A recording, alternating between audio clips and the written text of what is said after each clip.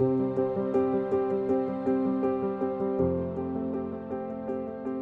my name is Judy Pedersen, and I am the founder and executive director for Hearts of Hope Foundation. We have had a partnership with the New York Life Volunteers for Good since 2008. This 15-year partnership was introduced to your organization by your employee, Allison Machiski, and she was introduced to this program. She brought it to our scouting group, and she loved it so much that she said, I'm going to take this to my workplace. That workplace was her New York Life office in Parsippany, New Jersey. That was the beginning of an amazing 15-year partnership. Through your New York Life Volunteer for Good program, for all these years, you have created more than 15,000 of these gifts of hope that have traveled all over the world. In fact, to date, we have delivered more than 210,000 of these gifts of hope and caring and compassion.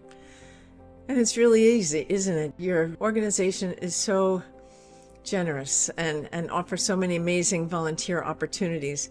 And this one gives you the opportunity not only to be together, to be with your team, but also to have fun creating art.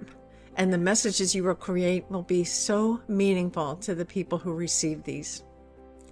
Let me tell you a little bit about our organization, and then I would like to tell you about the organization you're creating these gifts for.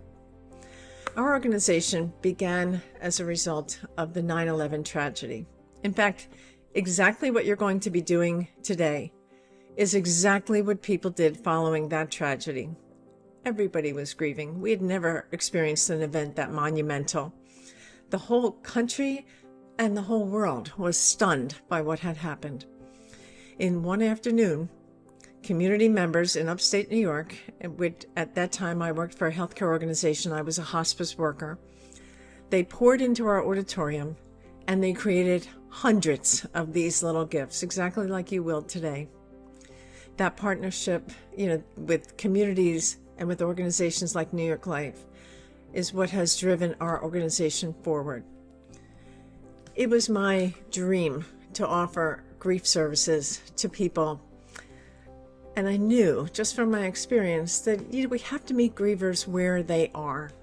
Oftentimes, grievers don't want to sit one-on-one with a counselor, but sometimes they do. Oftentimes, they don't want to sit in groups, but sometimes they do. Grievers often seek education. The biggest question I've ever heard as a grief counselor was, what can I do to learn, to understand this process better so that I can move forward? That is always the goal. The loss experience is unique to every one of us, but it is always life-changing. And so we always find ourselves in the position where we have to say, what's going to come next? And so that was how I formed this organization, to offer services for grievers where they were and what they wanted. And so, in addition to this community service, which I can tell you offers the highest level of comfort, when people are grieving, the most beneficial thing that they can do is reach out and help somebody else. It's kind of like when it happens to you, you completely get it. And for the most part, people are compelled to say, I want to help somebody else because now I know how big this was. Now I know that this was monumental. And the process of reaching out to help somebody else helps themselves. And so we offer all that. We offer counseling services, we offer resources, we offer grief education. And the program that you're working on today is our community service program. So that's a little bit about us. Let me tell you a little bit about the organization you're going to be creating these gifts for. That organization, the umbrella corporation, is called Eluna. They were formerly known as the Moyer Foundation.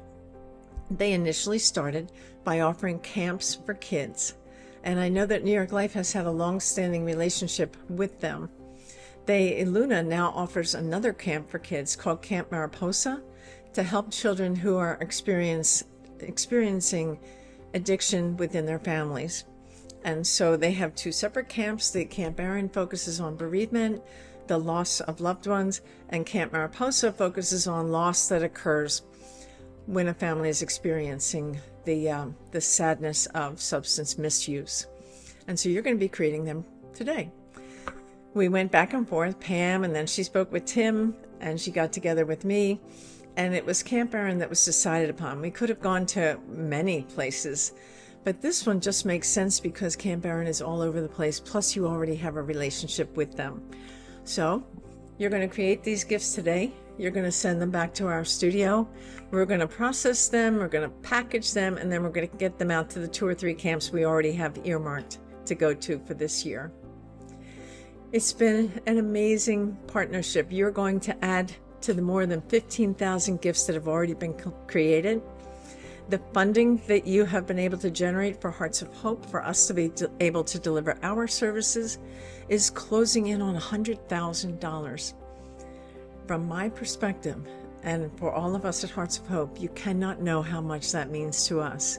It means we get to keep doing what we do. It means that we get to keep expanding the services we offer. It means everything. And so from the bottom of my heart to you, I say thank you.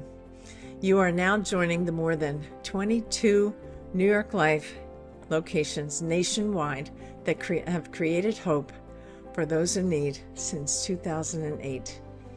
Thank you very much for what you're doing. Thank you very much for offering this caring and compassion from your hearts. And just plain in closing, thank you.